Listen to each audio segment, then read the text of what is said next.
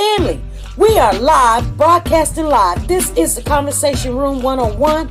Make sure it's only adults in the house. I need your mind to be open, prepared, and relaxed. Welcome to our home. Take your shoes off. We got some rules we need to go over. Be kind. No cursing in the chat. If you want to curse, call in. And no shouting out other channels. That's a no-no. We got one other rule. There is no judging our guests. It will not be permitted. Zero tolerance. And if so, you want to do that, guess what? We got security. And we will escort you out. Because over here, hashtag we don't care. We're going to be one big family. We're going to laugh together sometimes. We're going to cry. But we definitely going to pray. I thank the Lord above for everything. I lift him up and give him the glory. But you guys, right now, we're going to get our popcorn. And then we're going to see what's going on. And let me just park my car. And I'll be in there in a minute. I'll see you soon.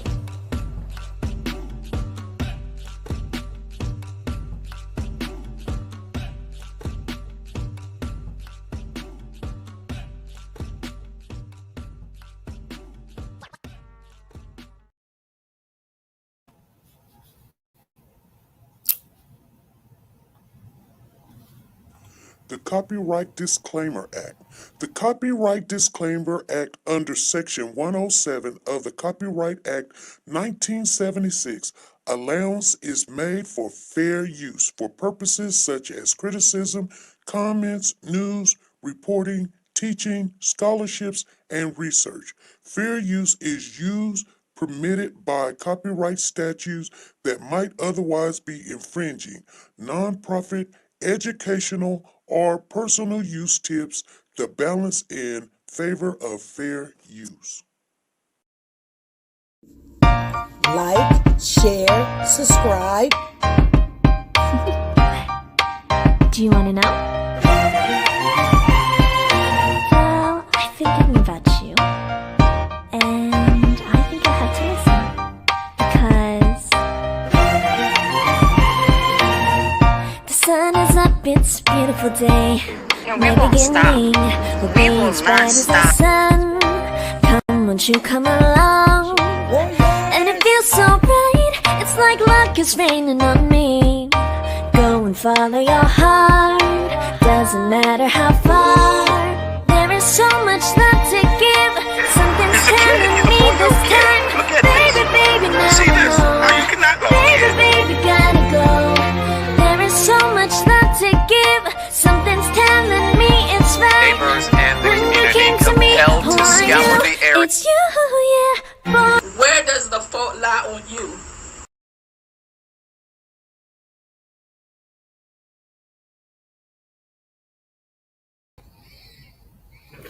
Hey family, how you guys doing? Hey Freddie, I see you in the chat. Thank you for showing up. I know we didn't come on Wednesday, so we got to make up for Wednesday, you guys. And I know people will be coming in, but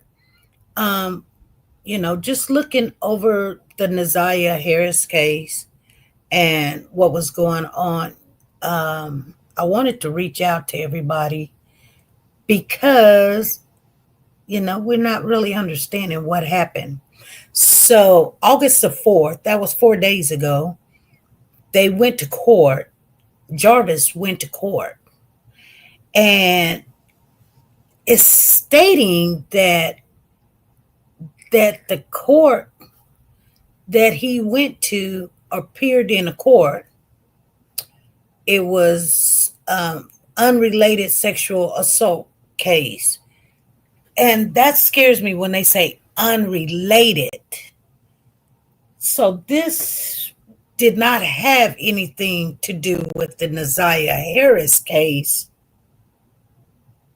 because they said it was unrelated. The suspect in the Naziah Harris murder case appeared in court. The judge denied motions to quash in unrelated sexual assault case.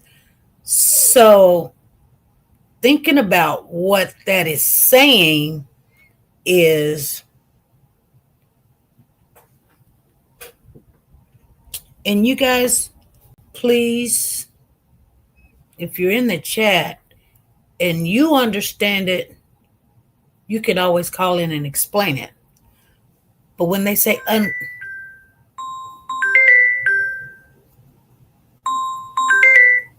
not answering that.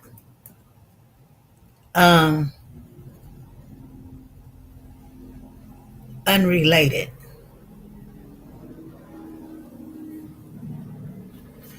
So I guess they're going to have another trial for his daughter. Okay? They did not mention the girl's name. I will read what they said. If you guys don't know. Hey, Tina, how you doing? Hey, Aries One, how are you?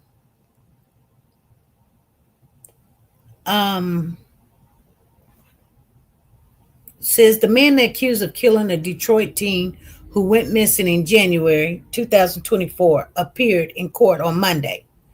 Jarvis Butt, who was charged with sexually assaulting and murdering 13-year-old Naziah, has been charged in other sexual assault cases. So even though that those things were said in court when they closed court and we could not hear what they had said, it's actually for another case. Okay? So those things are not going to be presented in the Naziah Harris case. You guys understand what I'm saying? I thought that they were going to be presented in the Naziah Harris case. You guys listen to what I'm saying. I'm no expert. I don't know. I can only tell you what I think and I believe. And if you think or believe something else, that's fine. Please explain to us what you think and what you believe. But when they say unrelated, that means they're not going to use that in the Naziah Harris case. This is a whole separate case. So we do know that he has other cases, but I thought that they were going to have his daughter as a witness to his sexual behavior in the Naziah Harris case. That's not going to be the case. Anyway, this is what they said. He was in court on Monday, August the 4th, 2025, for a pretrial hearing. During the hearing, the judge heard about the discovery issues related to cell phone data files in the homicide case. So the judge heard about the related to cell phone data files in the homicide case. So that is the Naziah Harris case, along with arguments regarding motions to quash filed by the defense over first-degree criminal sexual conduct charges in the unrelated sexual assault cases. Okay.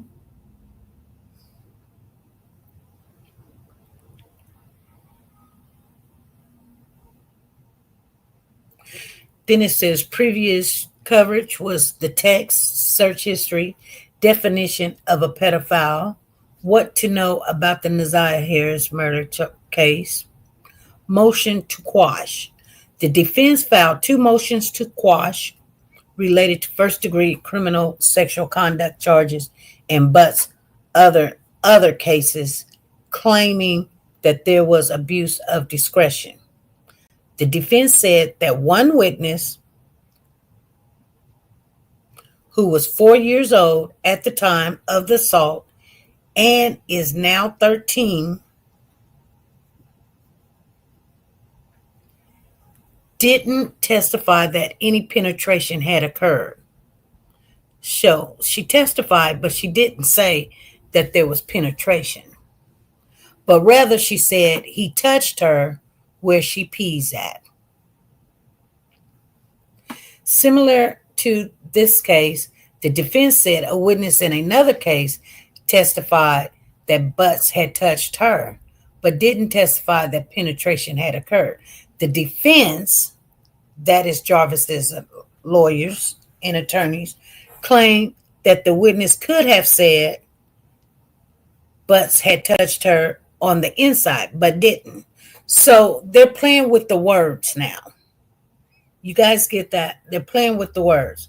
They're saying, hey, the witness didn't say he went inside. The witness didn't say he touched her, her this, her that, her vagina, her inside of her vagina. She didn't say that. What she said was he touched her where she peed at.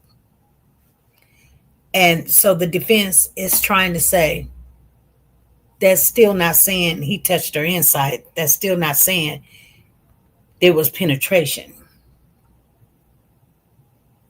Due to this, the defense filed a motion to quash, claiming there was not an abuse of discretion in filing the first-degree criminal sexual conduct charges. So they're trying to get out these charges. The prosecution discussed what both witnesses said, and you guys heard it during their testimony, and said any type of intrusion is classified as penetration. And I remember exactly what was said because I listened to it and listened to it and listened to it. And what the defense attorney, Jarvis's attorney, said was, and you guys listen to what was said. Maybe she didn't understand the word penetration. They didn't ask her that. The girl is 13 years of age. They asked her what happened, and she said that Jarvis was in the bedroom with his girlfriend. And the girlfriend went out of the bedroom and went and laid on the couch. And then Jarvis summons the little girl to come in the bedroom. And when she came in the bedroom, he told her to take off her clothes. And she took off all her clothes but her panties. She left her panties on. And then he touched her on the top of her thigh. And then he touched her where she peed at.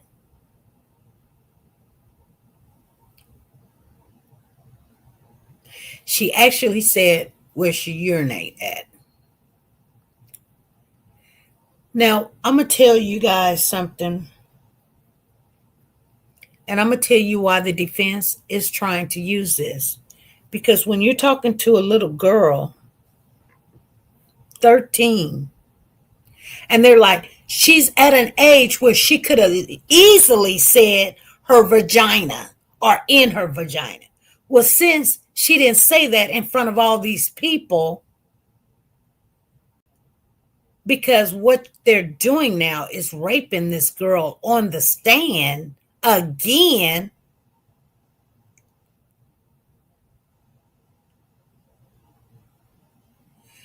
They want her to go off in the details. And the girl already feels shameful. You know what I'm saying? And it's hard for a woman to say, oh, he touched my, clitoris, or he touched my labia, or he touched my utera, or he touched my, whatever you want to call it, vagina. I'm a cuckoo. Little girls don't want to talk to people staring at them. You got 3 people over here on this side, sitting right next to Jarvis. You got 3 people. These are people you don't know. Over here, if she had a hard time telling her mother, and then you got the judge sitting there, and then you got the police at the door, and then you got people in the stand, and yes, they're intimidating her, and you want this 13-year-old girl to tell you, oh, he put his finger in my cuckoo or whatever. And this is why they say women, girls, females are victims or victimized all over again. So the defense came back and said, well, she didn't say it was on the inside. And that way, since she didn't say that, then there was no penetration. She's 13. She could have easily said he stuck his finger on the inside, but she didn't say that. Well, you didn't ask that. She's not sitting there going, hey, let me tell you how it felt. Let me tell you where he put his finger and then what he did after that. She's not giving you the whole story. What she gave you is what you asked. Where did he put his hands? Where I peed at. So that's when the prosecutor said what they said. And so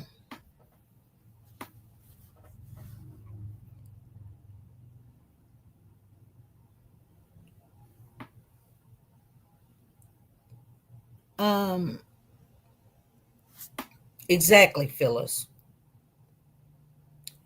The prosecutors did win that argument and the judge did not quash it. But you guys see how they already done got in this woman, the girl. I hate to call her a woman. She's a girl. Mind that if you start talking,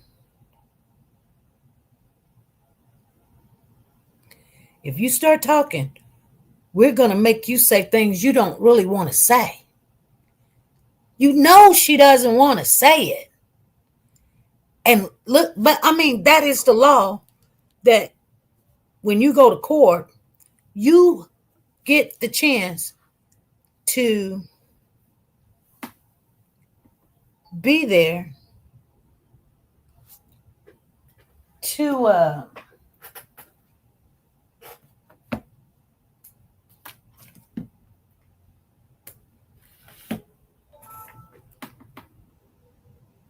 face your accusers. That's the law. That's the law. So the prosecutors discussed what both witnesses said during their testimony and said any type of intrusion is classified as penetration. After the hearing, the arguments, and reviewing the testimony, the judge did rule that there was no abuse of discretion filing the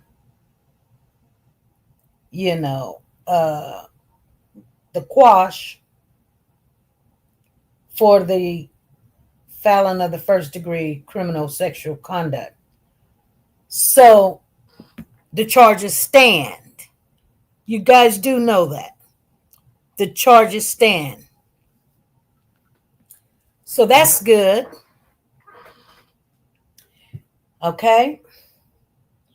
Because it says, after the hearing, the arguments, and reviewing the testimony, the judge ruled that there was no abuse of discretion and denied the motion to quash. So he still is being charged on the other case of the other little girls. Okay? Here's something that you guys, we missed, that I want you guys to know. Okay? Are you guys listening? Please put a 1 in the chat if you guys are listening. Because here's some information for you, if you guys don't know. Okay? She says share, especially looking at him. Yeah. Who wants to look at him? You know? I mean, that is really scary.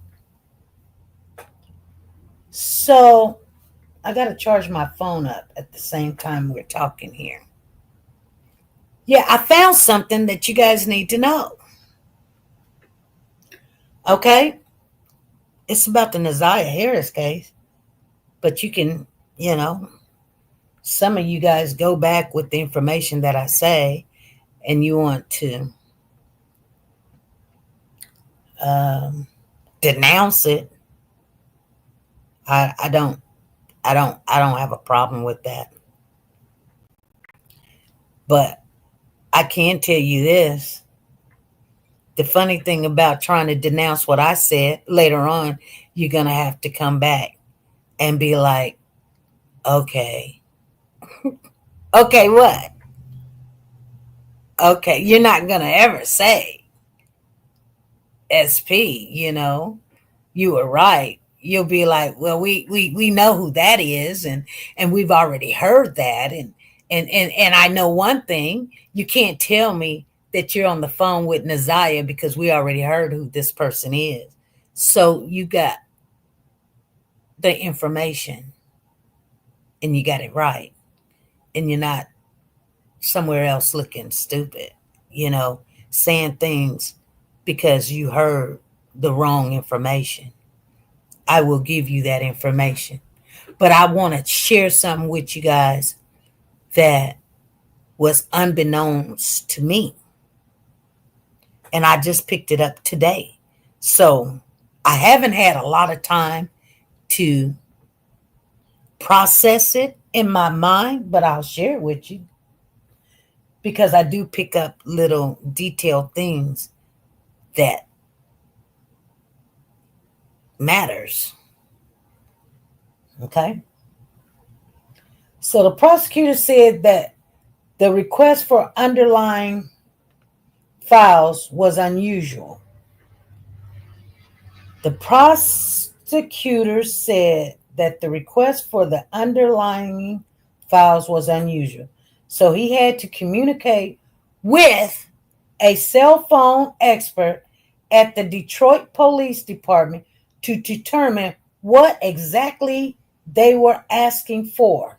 So once that happened, the defense provided a hard drive to put the files on, and the prosecutors took it to the Detroit Police Department under the understanding that the detective on the case and the cell phone experts would upload the files.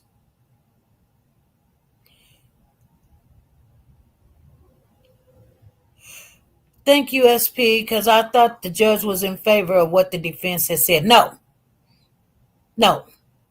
The judge was in favor of the prosecutors. Okay?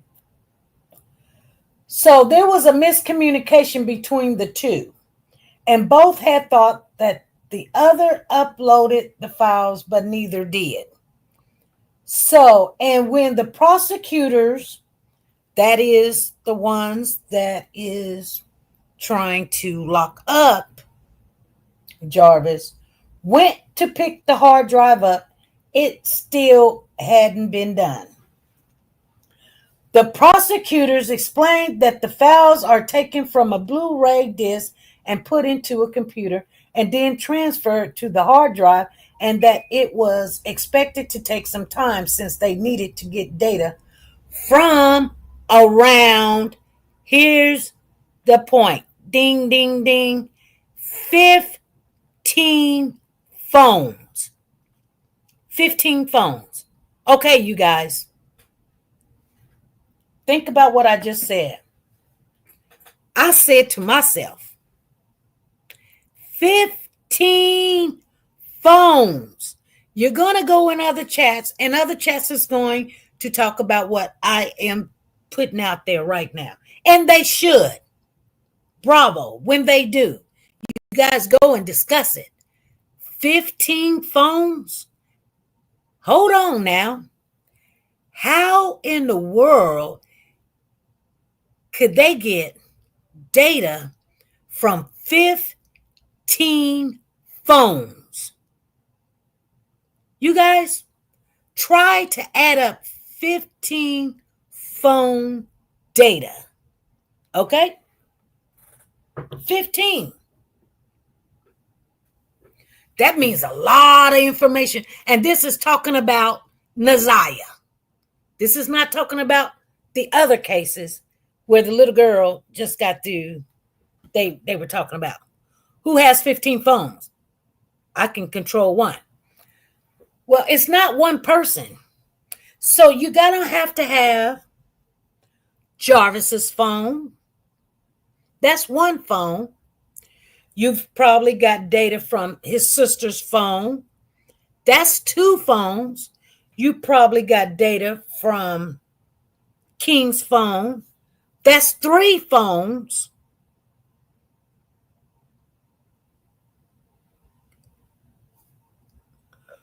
That's only but three. So there's 12 other phones, data that they have to come and get information off of, right? That they got the information already. They just have to download it, upload it, process it, detect it, take it and upload it over here, transfer it over there. You guys, when I always show you a video, I tell you guys, it takes a lot of time because, you just don't record it. You record it, then you got to download it, then you got to transfer it, and then you got to edit it, and you know what I'm saying? And then you got to upload it over here, and then you got to download it over there, and then you got to come over here. And I mean, it's a whole process that you always have to remember how to do it. It's almost the same way. They're taking data that they already have, which we already said about three people's phone. Now, let me write this down to you. Let me write it down. So you guys got Jarvis's phone and you got Jarvis's sister's phone data. And you probably got King. Who else you going to have? You're going to have Annette. Come on, exactly. You're going to have Annette's phone data. And you're going to have the twins, the two sisters. That's Marquita. And you're going to have Shannon. Who else?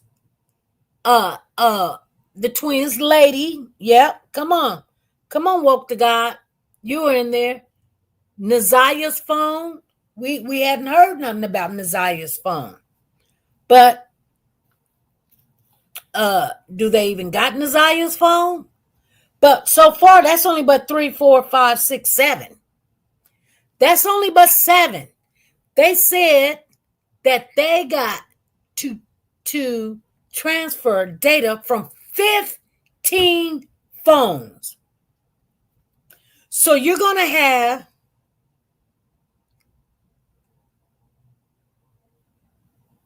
maybe from all the baby mama's phone. Exactly. So you only got 3, 4, 5, 6, 7 right here. They can go to the company that had the account. Exactly. No, they already got the data. See. You guys, listen. What about the brother's phone, Jarvis's brother? What about his phone?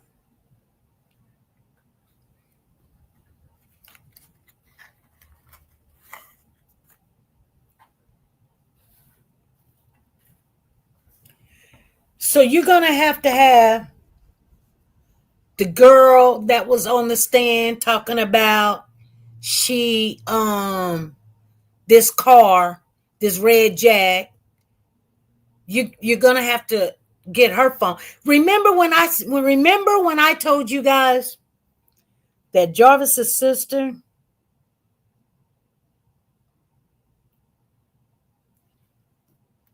it was just a matter of time. I mean, it's okay that she came forward. She got in front of the cart. Yeah, because guess what? They were going to come after you anyway. You were a part of that equation. And they're not going to take everybody's phone but yours.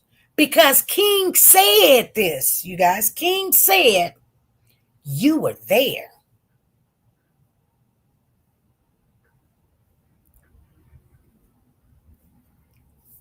He's not going to leave that out. He let you know he was going to say it.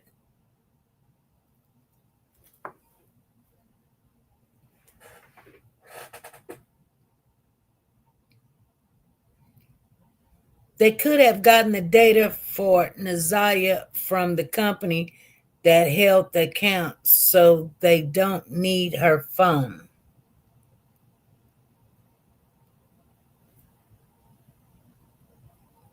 Okay. I give you that if that's what you want to believe. So we'll put down Naziah's phone. Because I don't know. But we'll put down Naziah's phone. I give you guys a point there. Because that could make sense. Like I said, I haven't had time to process it. Also, what about Frank, the other men? Frank?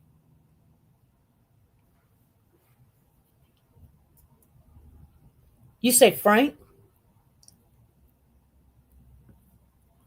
Why would they have Frank's? Why would they download Frank's information? I mean, why?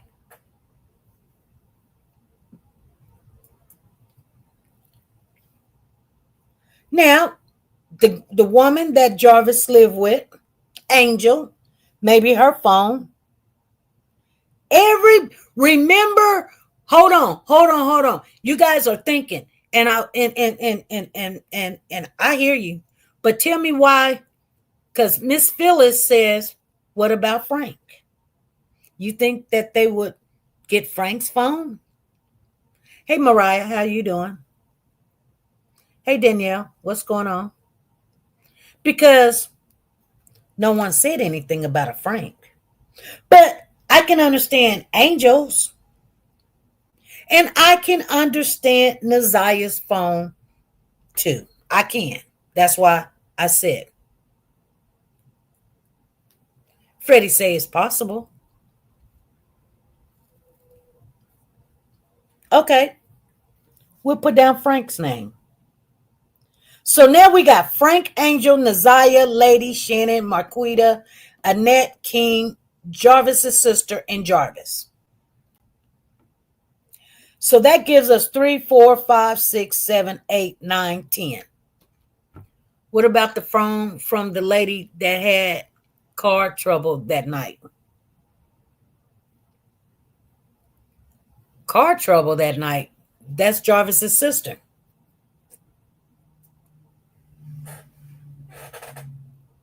It would possibly be a good idea to get everyone data that Jarvis was in contact with. Yeah.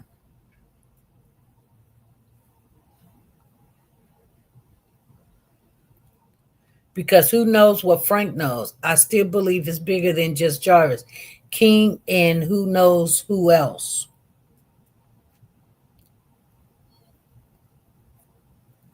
Well, you guys are thinking. You got to think about also that school tablet. Yeah, but they didn't say tablet. They said phone data. 15 phone data that they have already extracted, and now they need to download it, then transfer it, and then put it on a hard drive. That means that they already got the information. That tablet was used as a phone. Okay, got you.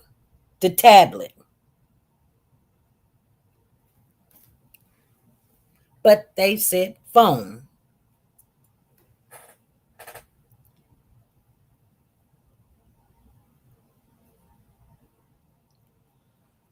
Because she used it as a text. Okay, I put it down. See, I just want you guys to tell me. So 3, 4, 5, 6, 7, 8, 9, 10, 11. We got 11. So there's 4 more phones that they have downloaded information from.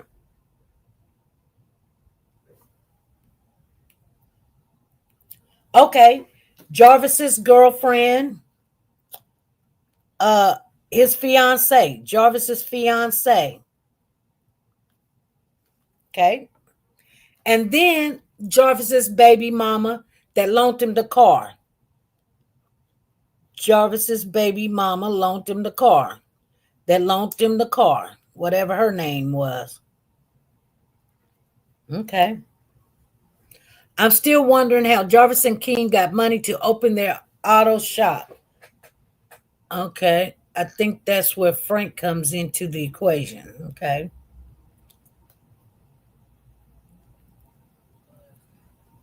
Oh, woke to God. Yes, yes, you are thinking. You're thinking, my friend.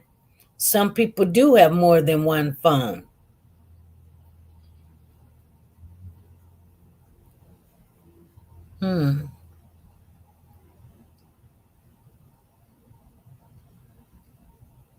And remember, Annette had took her phone, and then remember Jarvis had got her a phone.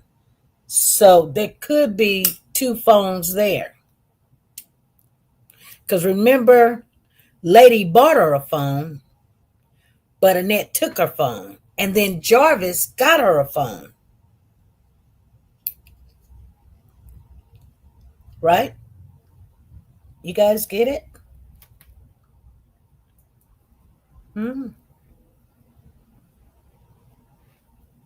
So let's see, 3, 4, 5, 6, 7, 8, 9, 10, 11, 12, 13. And if we just give another phone to Naziah, because Naziah did actually have a phone, that would give us 14. And then, like what the guy said, some people have more than one phone, like Shannon, she done had a couple of phones. Marquita done had a couple of phones. And then you've got all these baby mamas. And look, all the people that he had called that night. There's some people we don't even know, you guys. You know what I'm saying? We don't even know these people. Like, why was you calling all these people the day of? You got Naziah with you, and you're going over here and go. That's why I tell you guys, hold on. There was a lot of activity after they came back from Ypsilanti. It was a lot of activity. A lot of phone calls. Jarvis called Shannon. Jarvis called the girl Najeen.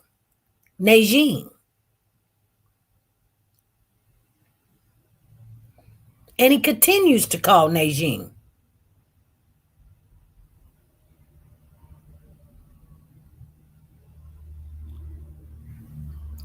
I'm sorry to hear that, Tina.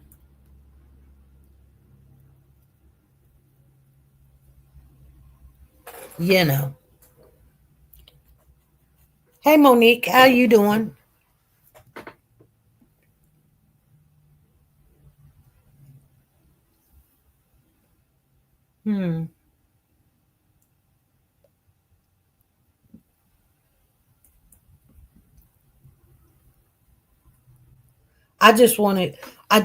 I'm glad that you guys are still thinking about Naziah.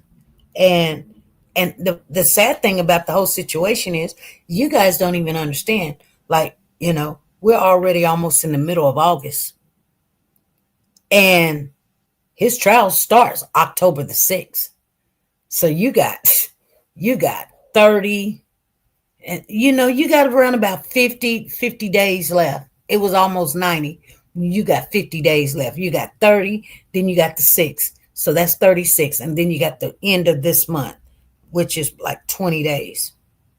So that's like 56 days. And it's moving so fast. And they're still saying his trial starts October the 6th. Now, Jarvis do got court coming September.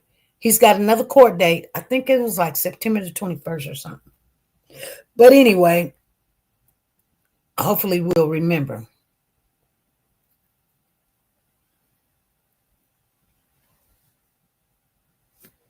Anyway, so let me read to you guys what it says.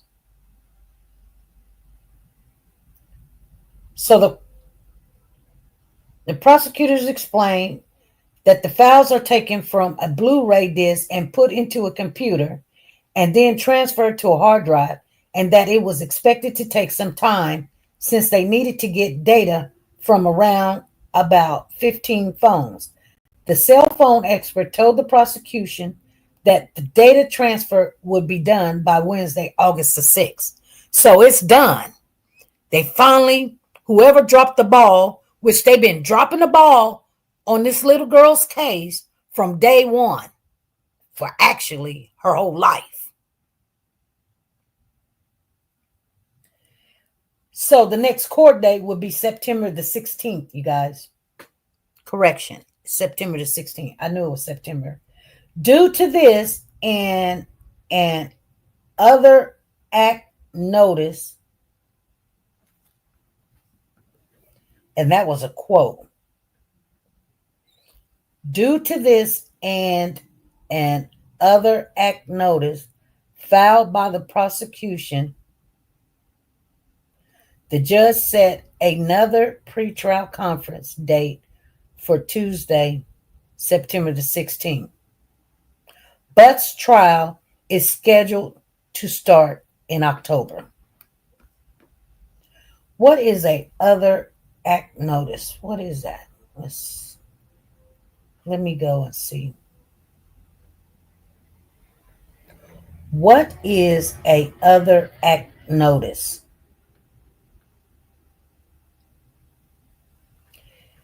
An other act notice typically refers to a legal notice requiring under various laws, often related to employment or property in employment. It could be a notice related to the Family and Medical Leave Act, FMLA, or the Worker Adjustment and Retaining Notification, WARN Act. In property law, it might be related to recording acts or constructive notice. Here's a breakdown of common text. FMLA, WARN notice, property law. These acts govern how property ownership is recorded and established. Priority when multiple claims existed. A notice statute, for example, protects subsequently purchasers who don't have knowledge of prior claims. Constructive notice. This refers to a situation where someone is legally presumed to have knowledge of a fact, even if they don't have actual knowledge, often due to publicly available records or open and obvious conditions, according to a legal website. This is when someone has direct knowledge of a fact, such as through an express statement or direct observation, according to a legal website. So the prosecutor said other act notice.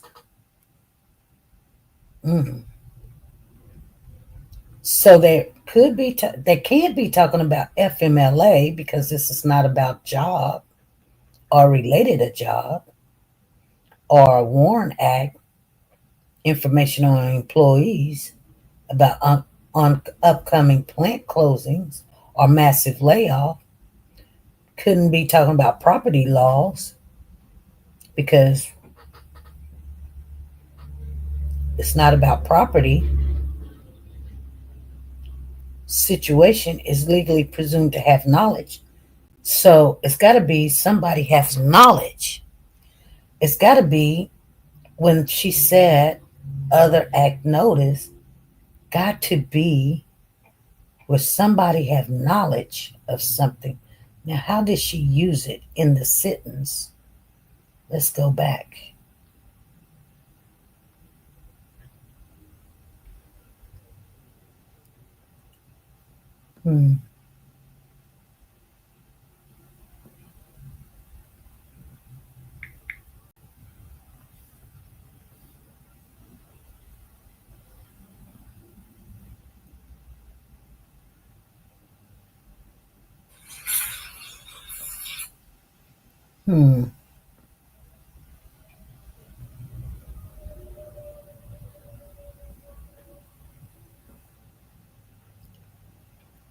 That's what they said.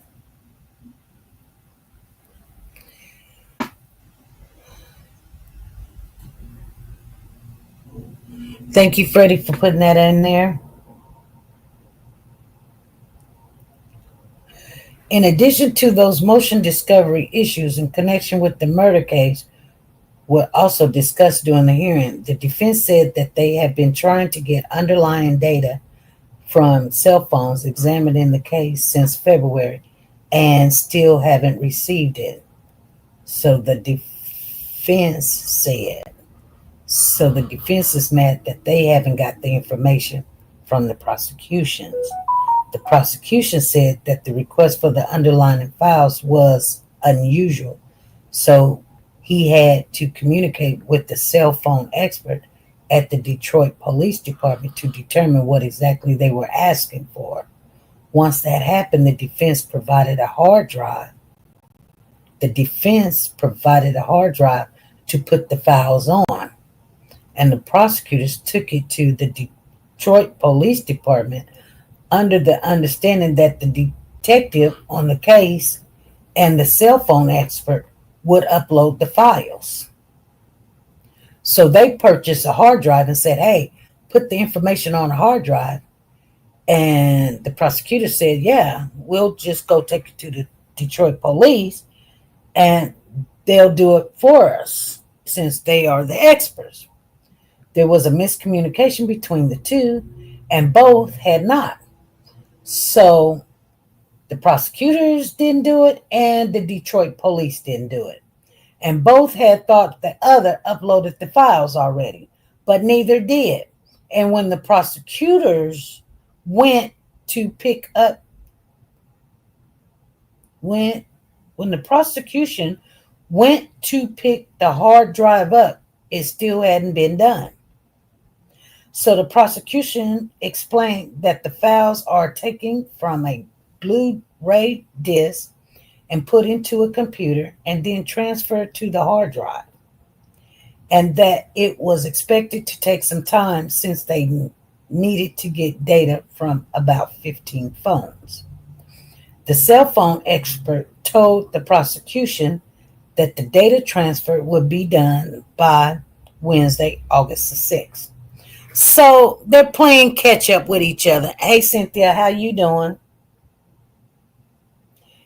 And so due to this and an other act notice,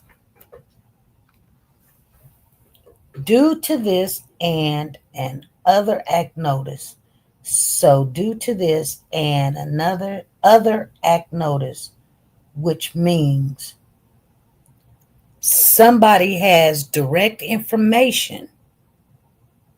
So due to this and other information that is a fact filed by the prosecution, the judge set another pretrial conference date for Tuesday, September the 16th. Good. I don't know how hot it is. I went outside for a minute, but not too long. Okay, so now we understand. And that's how you get a understanding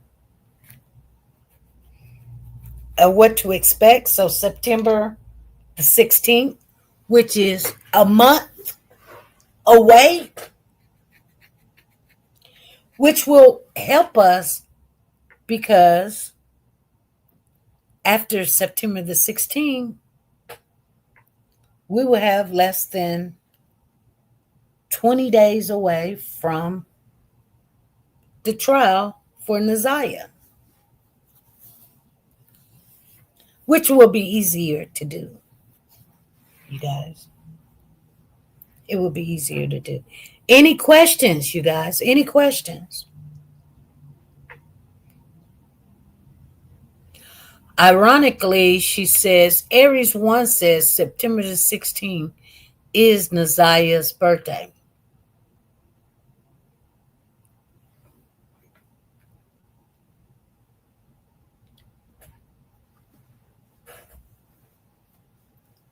Well, Jarvis will have court again on September the 16th. Exactly, Tina. But it will only be a pre-trial. That's what they're talking about. The pre-trial conference date.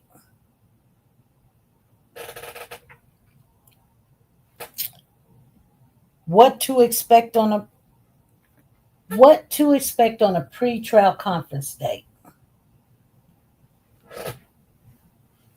A pre-trial conference is a meeting where the judge and the lawyers discuss the case before trial to manage it, potentially resolve it through a plea bargain.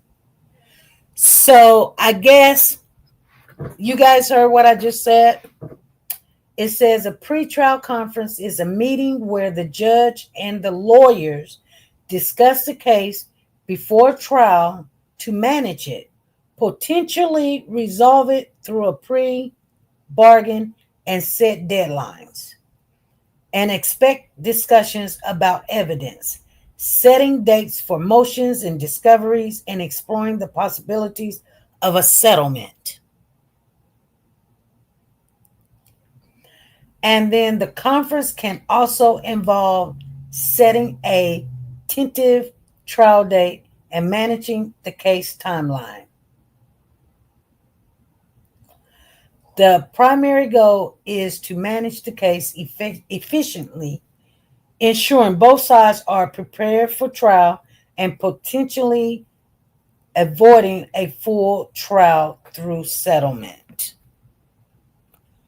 So if we're going to probably get a plea deal from Jarvis, it would probably be that day. So remember when I tell you guys, he can plead anytime, but that's when, people will say the rubber meets the road. Like that is the given date that's saying, hey, you're like, we did everything we could to get him to go ahead and say, yes, I did it, or I want a plea deal. Then after that day, you come to, that day they go to court and they bring their A game. Like if they're going to give him a lower sentence than life or a lower sentence than 20 years or 10 years, if they feel like they can't win this case, talking about the prosecution or the defense, that's when, or more or less, either or, it doesn't matter which one, that's when the negotiation and the bargaining will happen. And if they done went to him and he's not saying, hey, you guys, if you give me 10 years, I'll plead guilty. If he says, well, let's see if we can get a little lesser time and you just plead guilty to this, or maybe they'll take some of the charges off the table. That's all the things that they're doing right now until September the 16th. And I'm going to tell you guys something. If you haven't heard this, I know you heard it before, but it happens in every case. And I'm going to say this. Nobody really wants to go to court. That's a whole bunch of money. That's all those jurors getting paid. I know it doesn't really cost a lot, but then you've got all those judges and baileys and attorneys sitting there, and money is just tick, tick, tick, tick, tick, tick, tick, tick, tick. And the state got to pay those attorneys. You guys say, why the state got to pay the attorney? Because Jarvis' attorney is by the state. Why? You say when the state is charging him. Right, but he is titled to representation. Right? So who pays for that? We do. The taxpayers pay for that. And he has the right for representation whether he can afford it or not.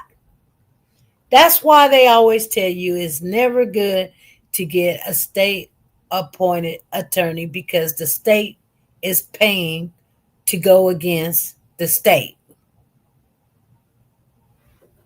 Doesn't make sense, but it's true. But the reason why is because people are going to school and they have to put in so many hours representing before, you know, sometimes they be defense and then sometimes they be the prosecution. And then they decide later on if they, and then you bring your A game. Like I said, you guys, you bring your A game. It's just like nurses or any other,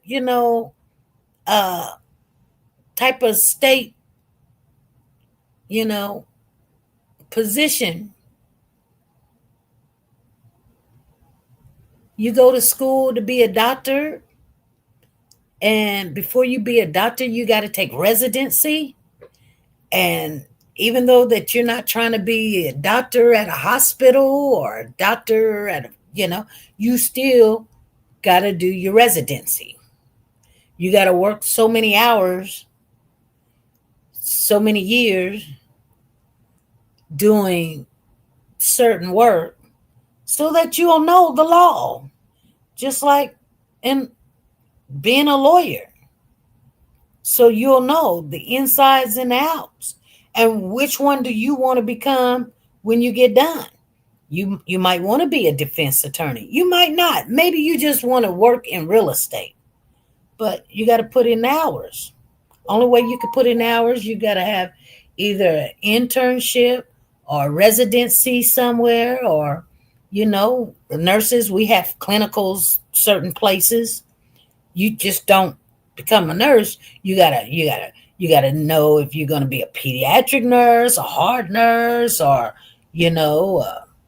geriatrics, or you might even just want to do abuse and drug nurse or something to do with pharmaceuticals and stuff like. I don't know. I'm just saying, you guys. But you get to see the other sides too, so you'll be able to pick out what you want to do. So, and then you might have to do some time or more time, or sometimes even when a lawyer is on some kind of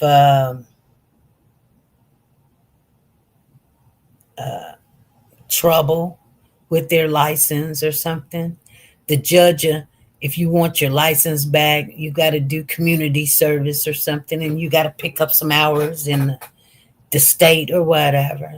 But they do get paid. They still get paid.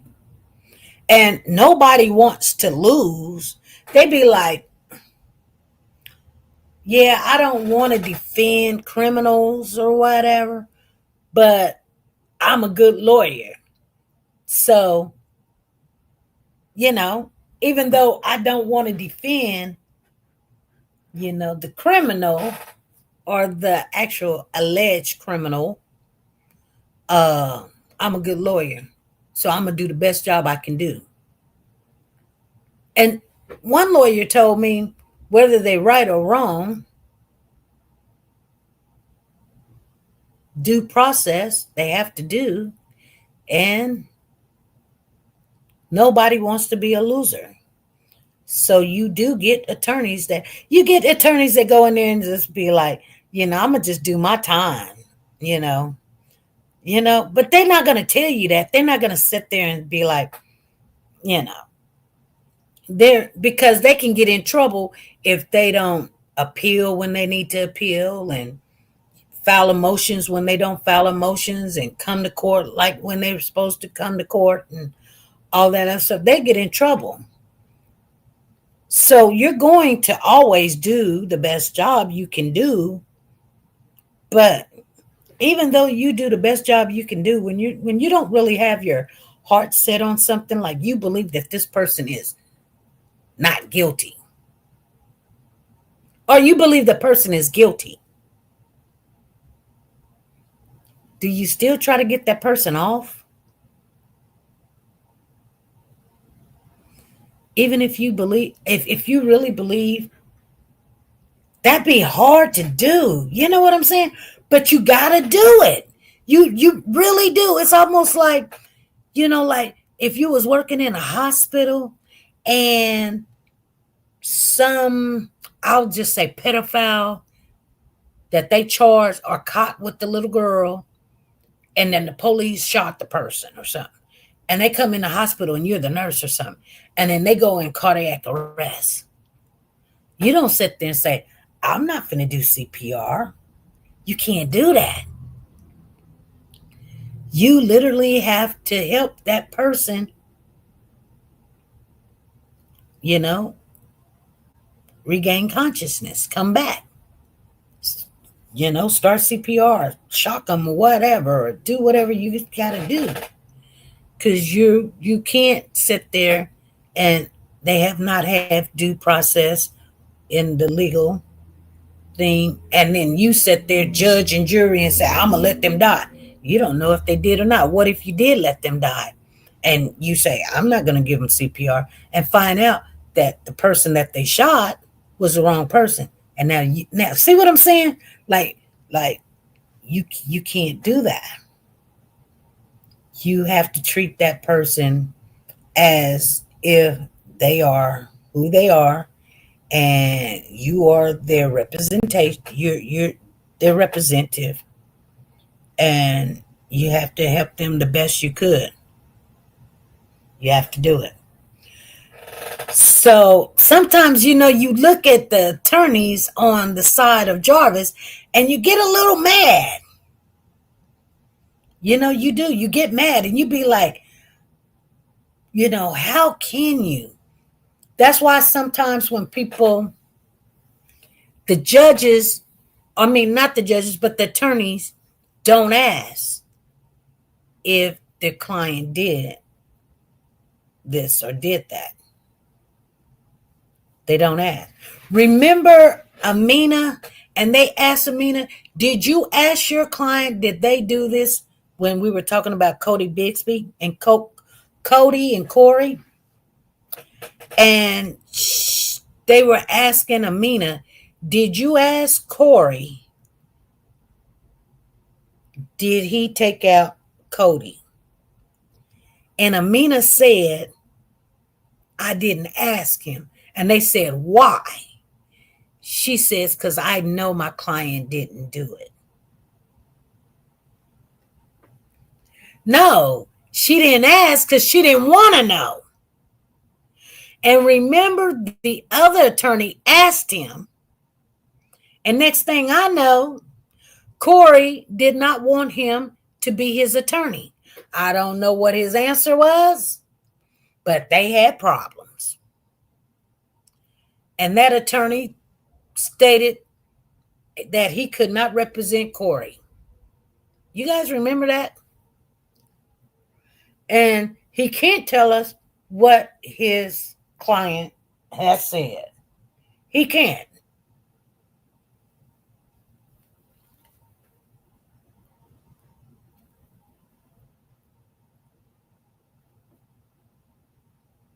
So that's why they don't ask.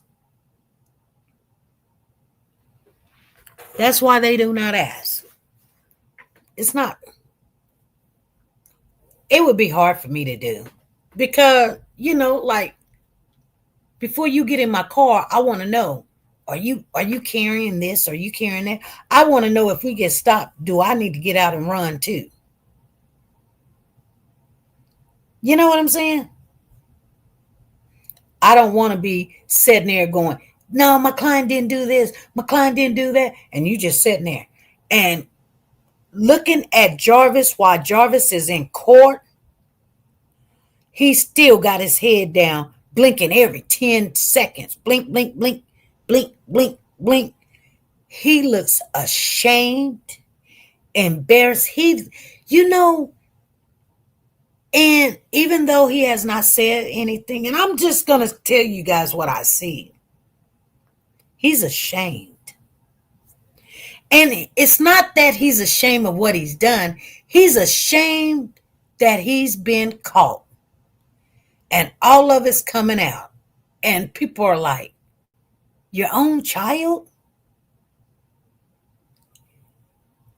Because it doesn't make sense. It would make sense if you was a pedo, but you messed around with kids that is not yours.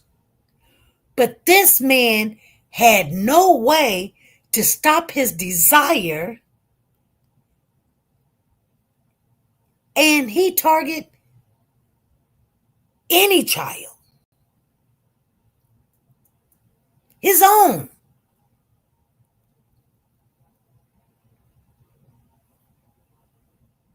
And that tells you that they had to get him off the street. Because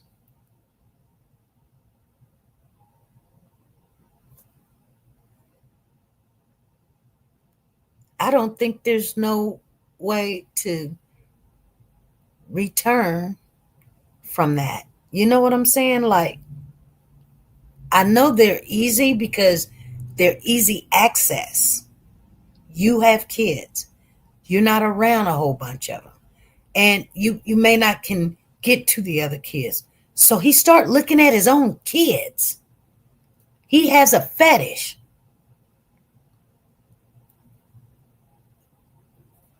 And you know what's so crazy? And I'm just going to say this, you guys. We're just talking right now. We're actually going to get off of here, but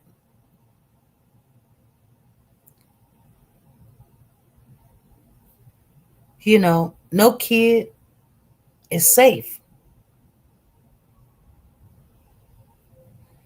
No kid is safe around him, not even his own kids. You know what I'm saying? And then what if he could not be even have a relationship with his own kids? Then that means he's the type of person that will go and snatch a child. You know what I'm saying?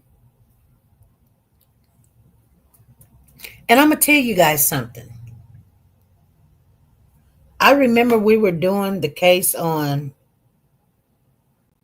Cupcake. And the girl, what was her name? That was with Stillwell. What was her name? We talked to her. We talked to her while she was in jail. Somebody, what was her name? What was her name?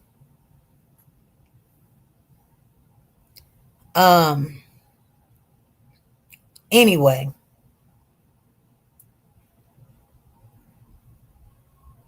I know somebody's going to remember her name. I know y'all thinking, come on, help me out. Anyway, she changed her name to a boy's name and spelled it wrong. Yeah, it began with a D. What was that girl's name? Deetra Brown. Danica Brown. Derica. She spelled Derek and it's supposed to be Derica Brown. That's her name, Derica.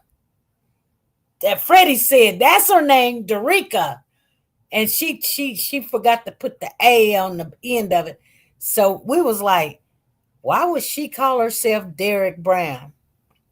And the girl, her cousin came on and was like, she changed her name to Derica, and forgot to put the A on the end of her name. So we her name is Derica. She goes by Derica, but it's spelled Derek Brown. Right, Freddie, you got it. Well, you guys, in a conversation with Derica Brown's aunt, you guys know Derica Brown and I talked, right? Because you guys heard the conversation, right? But Derica's aunt and I spoke a lot. She said, girl, you know I know Cupcake? Yeah. So the aunt told me,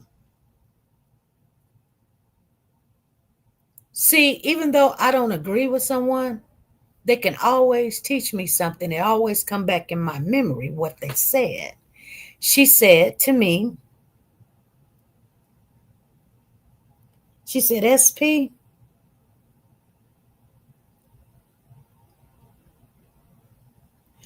you're looking for a reason, and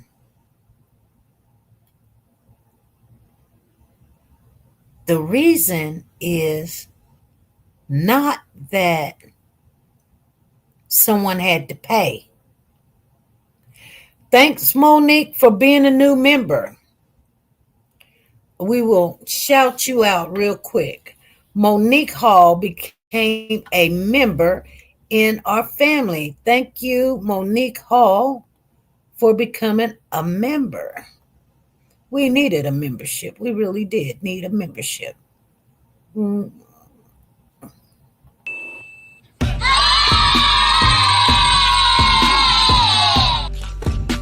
Thank you. There we go. Thank you.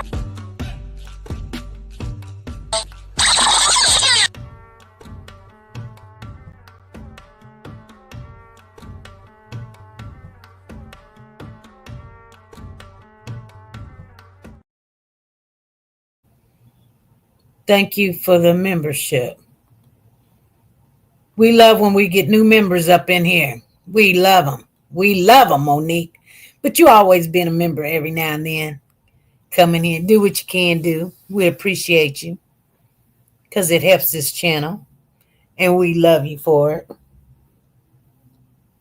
But think about it, you guys. Just think. Hey, Catherine, how you doing? Lisa Taylor in the building.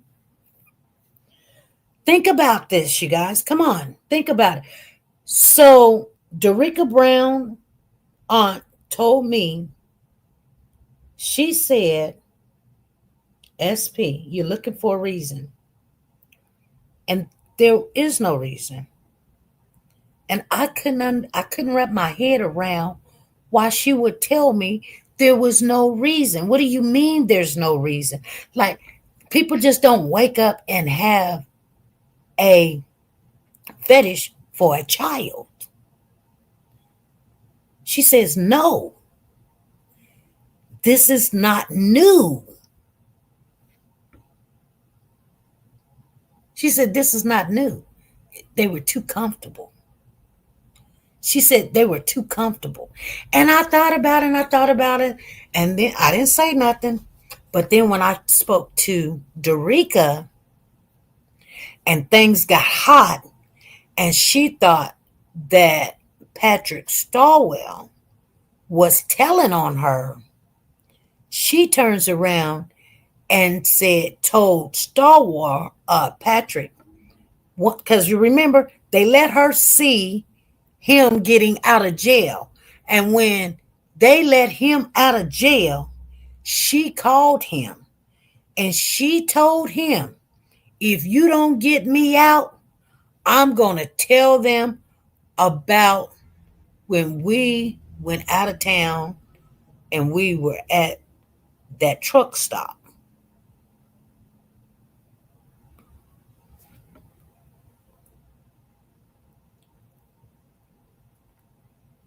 She told me about it. She said, I don't know the person's name, but this happened and that happened. And this happened and that happened. And I'm sitting there going, Girl, are you confessing to some other stuff? You know, like you need to tell them. We did not hear nothing of that in court. You guys remember? We didn't hear nothing of that. But she sure said it.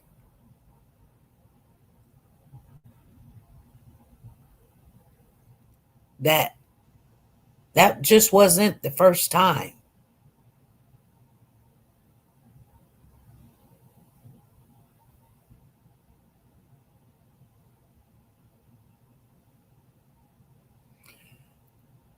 Yeah.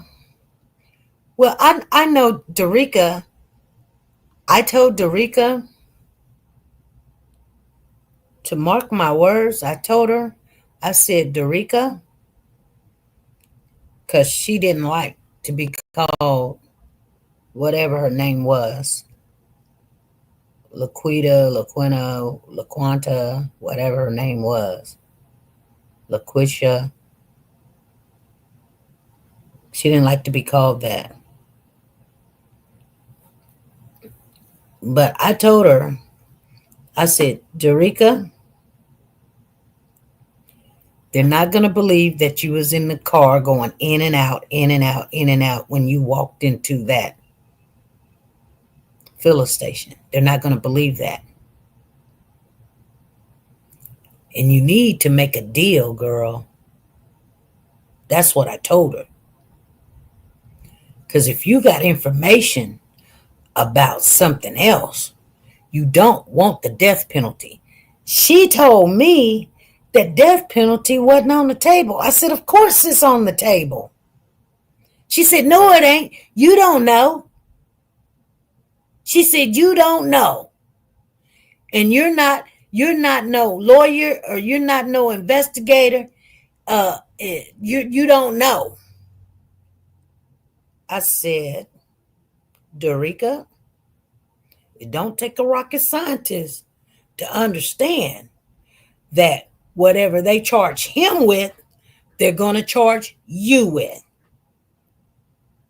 She says, see, you don't understand how this works. They have to give me discovery. And they ain't said nothing. So my lawyers have to tell me everything that they got. I said, honey, they got you walking into that filler station and you wasn't going in and out. That means you are accomplished. You get the same thing he gets. You were there. And you wasn't blacking in and blacking out. Nobody put a gun to your head. When you walked in that filler station, you could have told the person at the filler station, we got a little girl here, call 911. I'm scared for my life. You did nothing. You bought chips and soda pop and all of that. And you paid with your debit card.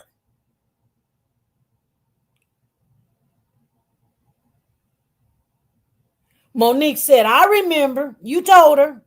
And they going to charge you with kidnap, and that is federal charges. She basically, without cussing me out, basically telling me, shut up. You don't know what you're talking about. And I'm not going to let you tell me, because they ain't got that. And I told her, I said, okay. I said, what's going to happen is you're going to be in court. They have not charged you yet, but they are. Because they have to.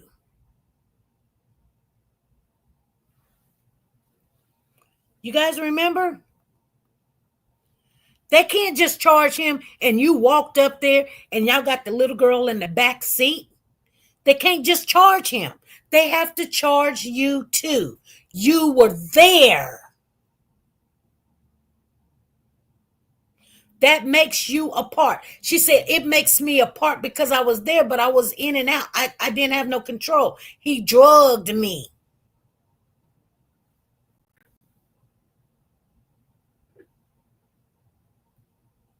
You weren't underneath no drugs when you walked into that filling station.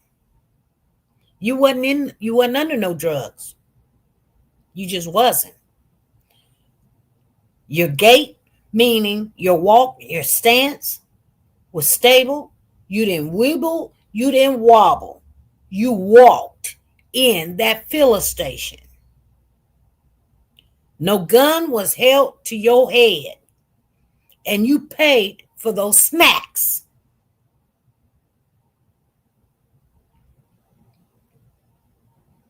And with you paying for those snacks, that little girl ate, or y'all stuck it in her soda pop, or you made her drink the whatever it was, the drugs, or you put it in there, you put the powder in there or whatever, you drugged her.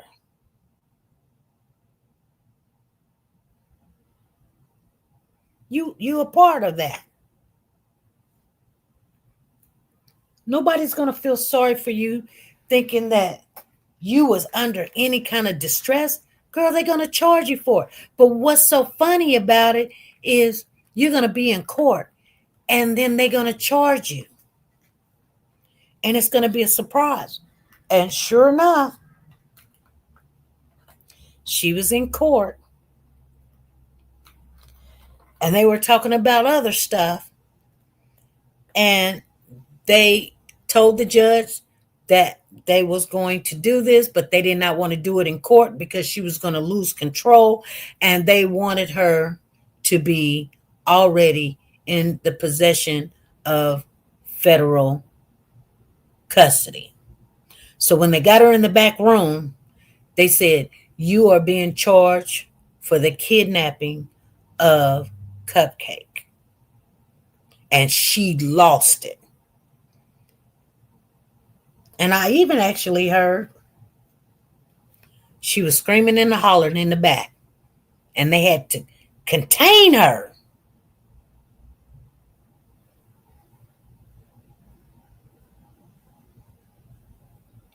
So she left that court and went straight to federal penitentiary that day. Y'all remember that? I know some of y'all don't remember it, but it happened. It did.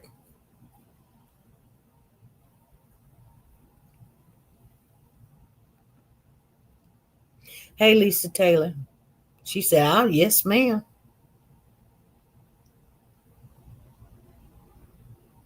It don't get better, you guys. It really don't. See, I'm going to tell you guys something. When we get really close into these cases, they are scars that you will not forget.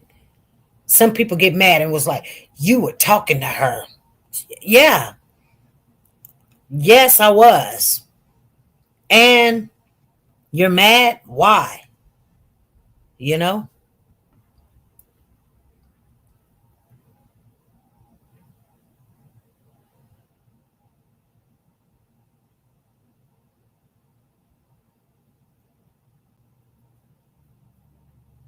It's crazy.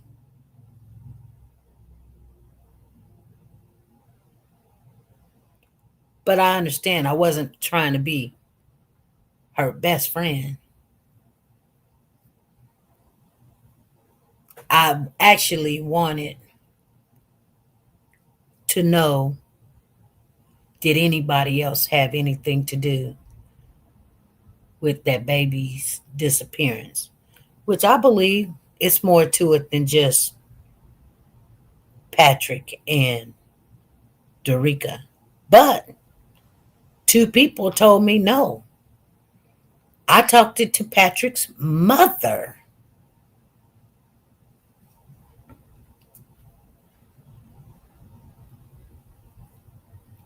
Did y'all know that? Of course you guys knew that. And she said the same thing as the aunt said.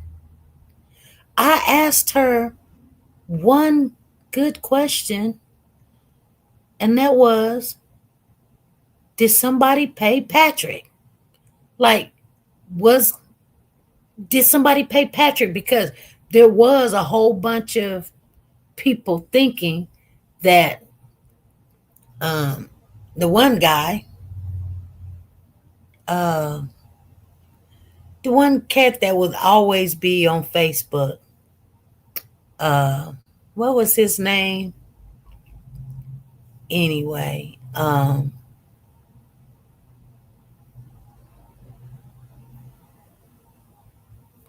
he's a character. He writes rap. He's a good rapper. Did him and Nolan have anything to do with? Because you remember, Cupcake's daddy think that they had something to do with it, all because of Nolan screwing April.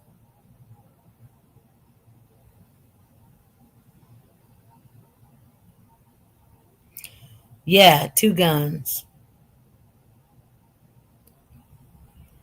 And Patrick's mother, because remember, the same attorney that Two Guns had went and represented Patrick. And we was like, what the heck is going on here?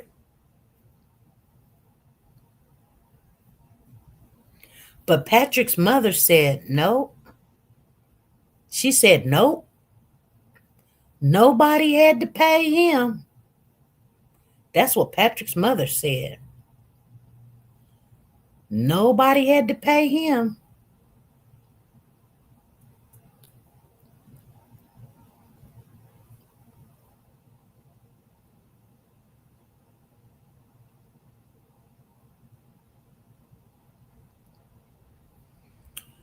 And I'm going to say this, and we're going to get off of here. But when we finally talked to Calvin, everybody was like, his name is not Calvin. I said, yes, it is. They was like, no, his name is Kevin. I said, no, his name is Calvin. I know what his name is now. Now, you can call him Kevin, but his name is Calvin. Hey, Zena, how you doing?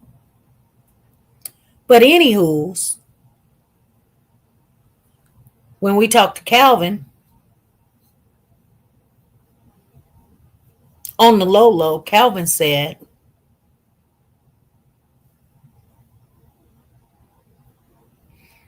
yeah, Dominique was the father of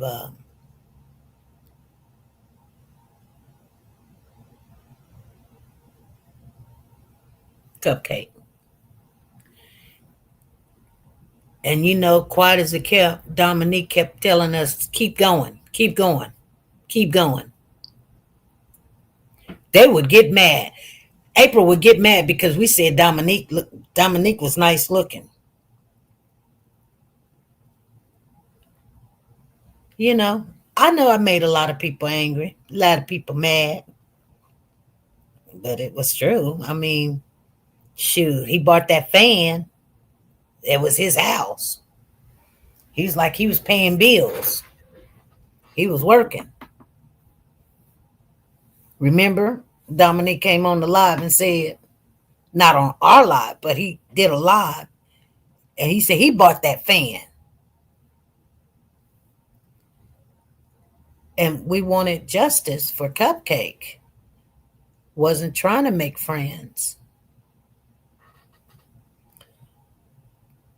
But the reason why I was giving you guys memories back of some of the history of a case or two, that all the cases almost, it's like similar. They're all almost similar. Like the people in their families said that They didn't know, but they knew. You guys understand what I'm saying? And so on the Naziah case, and I wanted to talk about this, and we'll talk about it Monday, but when the defense attorney stood up in court August the 4th and said that the little girl was at Jarvis's house, and Jarvis and his girlfriend was in the bedroom, and she left the bedroom and went and got on the couch, and then Jarvis called the little girl in the bedroom. All these women got this. I don't care if it's his kid. Doors are not locked. And you had this little girl take off all her clothes. There's a whole grown woman in the house with this grown man and a child. Why are you not watching when this little girl, I don't care if it's his child.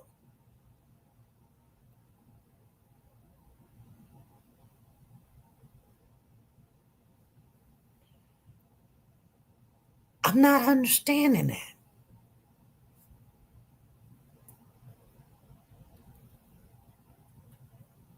This little girl says she's 4 years old, and he called her to the bedroom and told her to take off her clothes.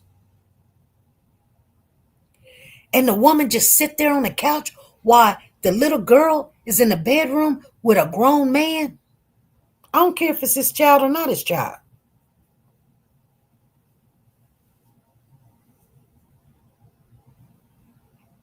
My husband, if I had a little, whether it's a little girl or a little boy, when my grandson comes over here, he's around me, and I'm always watching and looking. Who's going in his room? What he got on? Is he getting too close? How they interact? Where his hands are at?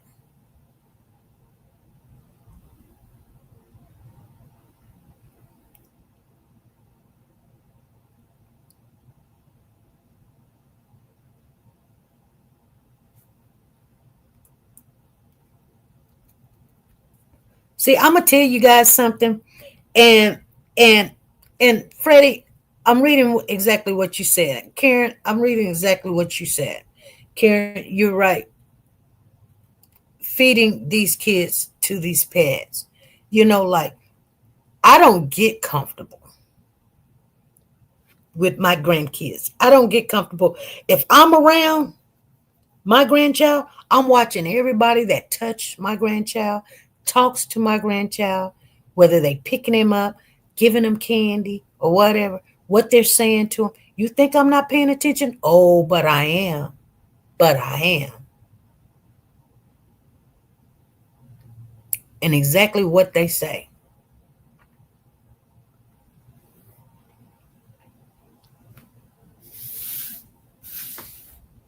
In the world that we live in now, you better pay attention. So everybody getting all, relaxed. Oh, we got these cell phones, technology. We sitting there Googling everything, not paying attention to the kid.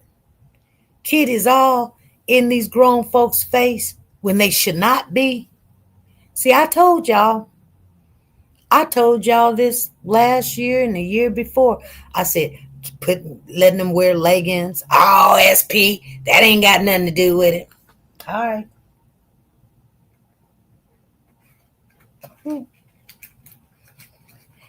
You know what people say? They say, SP, I even wear leggings. I hear what you're saying.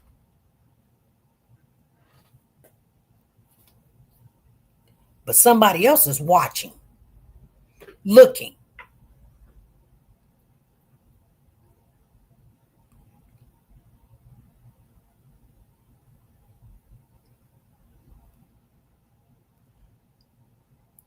And then the grown women sit back and be like, ain't nothing wrong with that. Ain't nothing wrong with that. Okay. All right. Teach your kids ain't nothing wrong with it. Teach your kids that ain't nothing wrong with it. But, and I'm going to say this because I might be old school. I'm pretty sure I am. But, toddlers used to wear the little skin tights.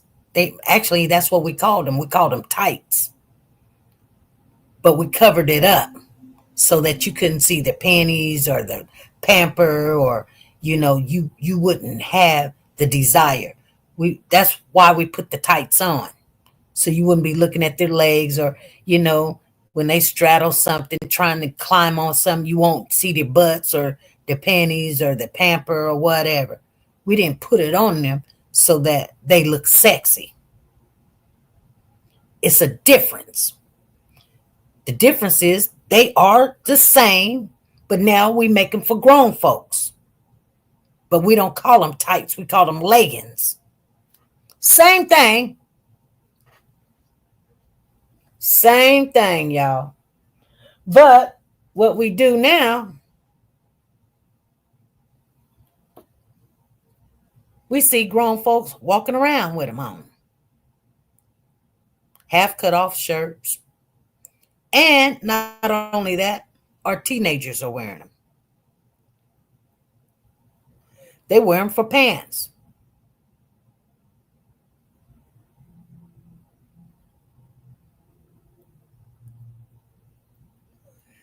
Leave nothing to the imagination.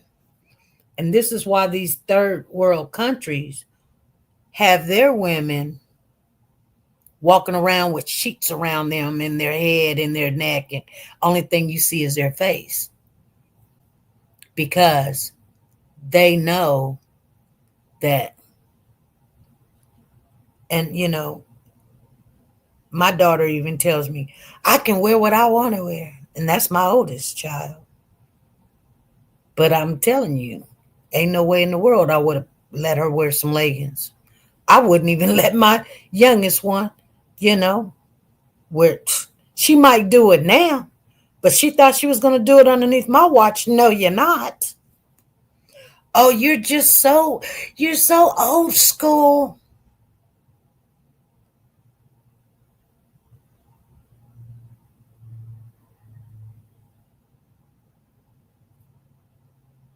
She said, I had to call Jesus. Yeah, you guys. And you guys wondering why it's not getting better. That's why. I mean, can we change that look? No, because the world goes on what we watch on TV and what the world tells us is sexy and what is fashion and what is new. And, every little girl wants to look like Beyonce and Beyonce's daughter, Blue Ivy, and da-da-da-da-da. And if they wear it, then you should wear it. And you look cute. And ain't nothing wrong with it. People even go to school wearing it. People go to church wearing them. Remember back in the day, ain't no way in the world you would have went to church wearing some leggings. You wouldn't even wear pants, let alone leggings now. We done made it where you go to the store wearing leggings. You get in line at the tax place wearing leggings. I mean, and I ain't got nothing wrong with leggings. I buy them, cut them off as shorts, and they're pretty good. But, I'm trying not to. They are comfortable. Trust and believe they are comfortable. But you guys, we got to watch. We got to, have you noticed Deacon told his stepdaughter, take off and then put on this t-shirt. Something easy access. This is what Jarvis did. He told her to take off her clothes and gave her a t-shirt to put on. So when she went to bed, he can fiddle faddle around. He didn't have to fight no onesie where he had to unzip and turn a person around and pull it off. He didn't have to do all that. You know what I'm saying?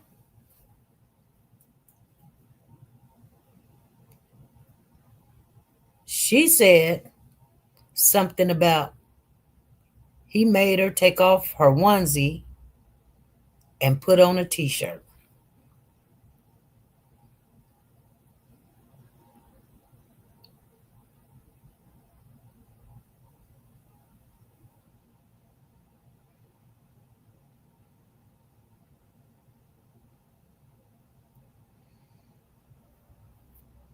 Well,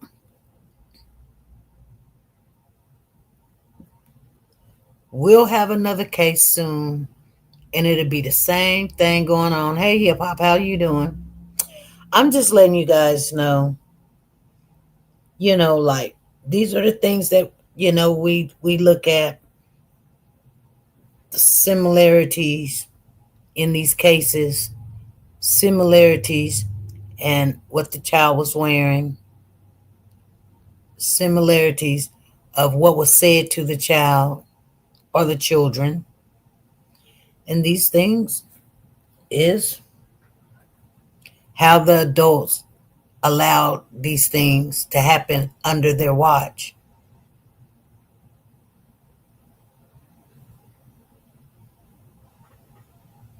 Yep, that's the same thing Henry Dinkin said. That's what his girlfriend said. And what's up with these girlfriends that said back, since they ain't their child?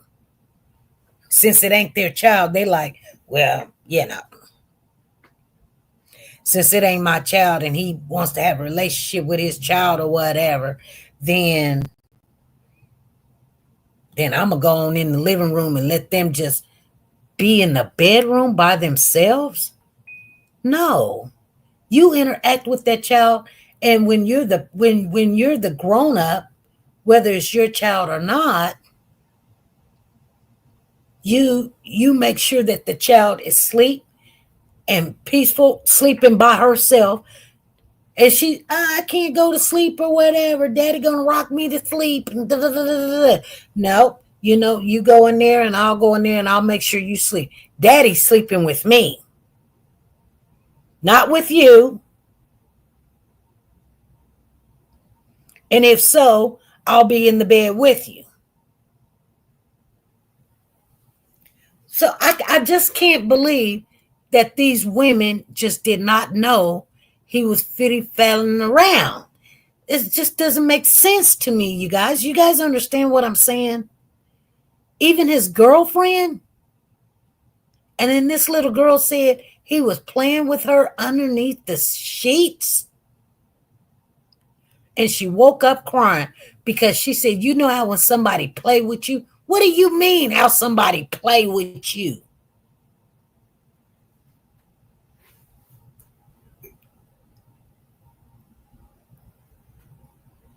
So I'm saying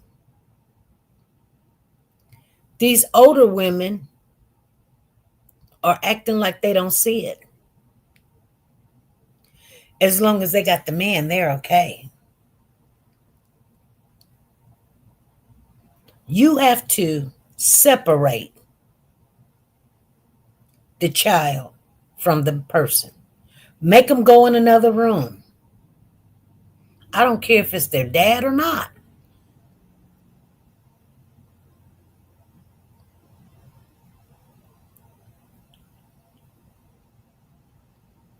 You guys hear what I'm saying? So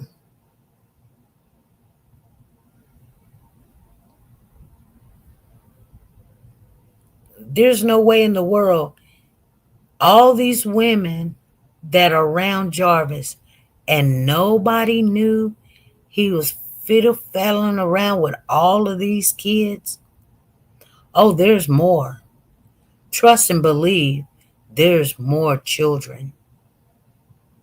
Some of them is just not going to come out and tell what happened.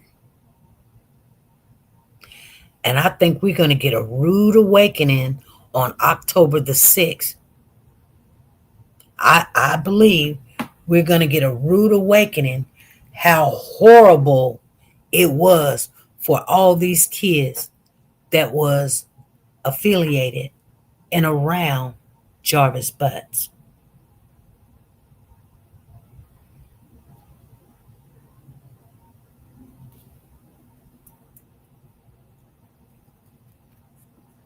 Because there's no way in the world that he can be so comfortable. And these kids were asking questions and talking, and nobody said nothing. There's no way.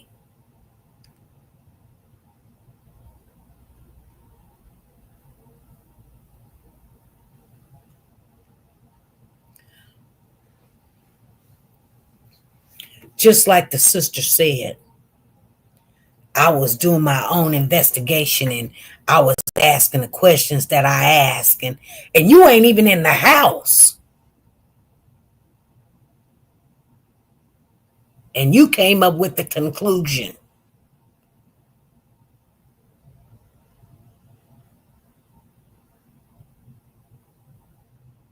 Zena said it was normal.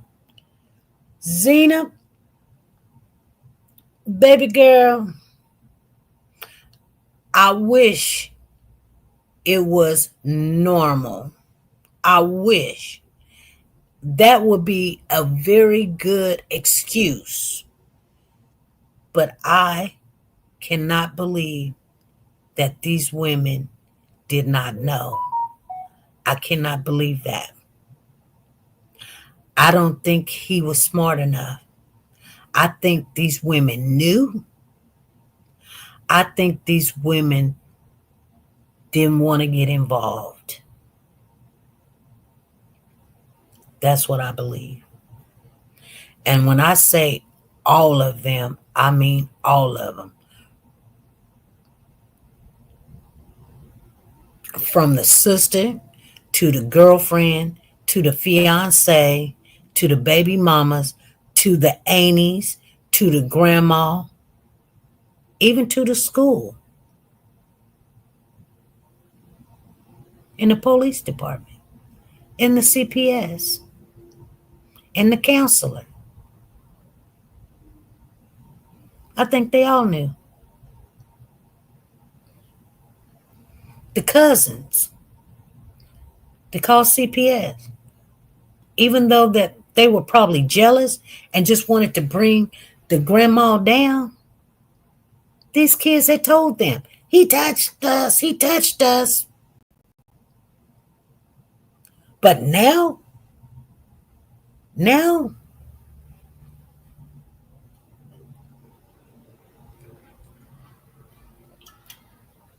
see, I'm going to tell you guys something. And I'm going to just be honest with you. The only best secret is if one from two people, my mother told me this a long time ago, very smart woman, is only if one person is dead. Best kept secret. That's the only way. The only way you would not know. I'm just being honest with you. But you guys cannot make me believe that grandma didn't know, mama didn't know, the two aunties didn't know, the school didn't know, the school detective didn't know, the sister didn't know, the fiance didn't know, the girlfriends didn't know, the woman he lived with didn't know, the baby mamas didn't know. Come on, y'all. Come on. Shut up. No, that is not true. That is stupid. You got like 10, 12, 15 people didn't know. He just running around touching, fiddling, having a full relationship, buying phones, buying candy, snacks, picking up kids, dropping them off, taking them to the store, picking them up, putting them in the room, taking off their clothes, in the bed, sleeping with them in the bed. Oh, done went to prison for the same thing, but nobody knows. Everybody's sitting there talking about, I didn't know. You can't even make this stupid stuff up. And I'm going to tell you something. And I'm going to be honest with you. You guys can get mad, but it's true. If you believe that, I got some property I need to sell you.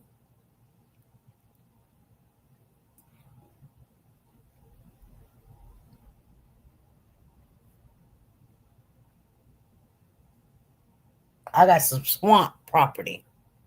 You didn't know? He's not no average pedophile.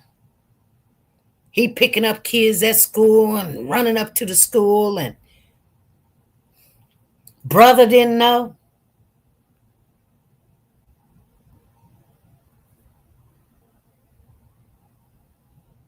This girl even confronted him and said, you know what you did. That tells me not only you know what you did, why would you confront a grown man? Wouldn't you have told your mom? Why would you sit there and go, you know what you did to me? That means you told somebody. You told somebody.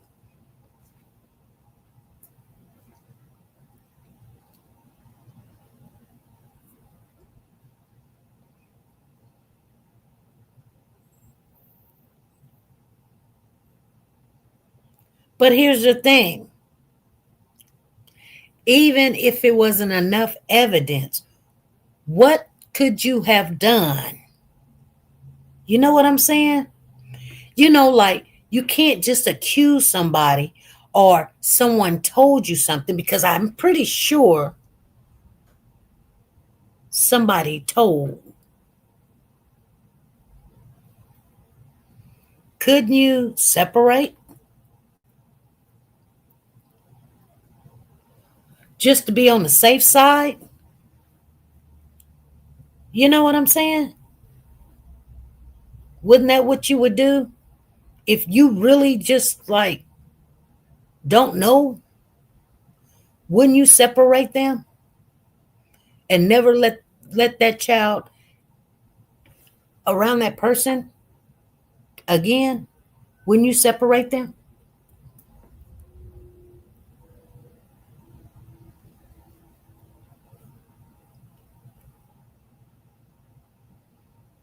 I'm just saying. It's crazy, you guys. It literally is crazy. But it's hard to know what you would do, because we always have to look in the mirror. You guys understand what I'm saying? Because it's everywhere. And I get if you really just don't know. I get it if you really just don't know. But at least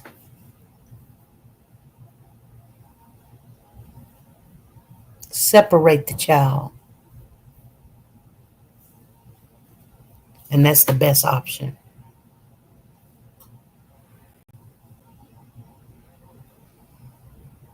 Whether the child understand or don't understand or get mad later on or don't fully understand and think that you took one side or the other, at least separate the child where now you know it's not happening. Anyway, you guys, I'm going to get off of here. It's just some conversation. But I will see you guys Monday. And for those of you, and I know those of you look back at what I'm saying and now get an understanding, you know. And you be like, well, now it's too late, because some situations like that, it's never too late to grow and fully know that, trust and believe in your presence, it will probably happen again. And now you know what you need to do to not only protect the child, but protect the person that is getting accused and yourself. All right, you guys? All right, be good, be safe, be nice to each other. Bye.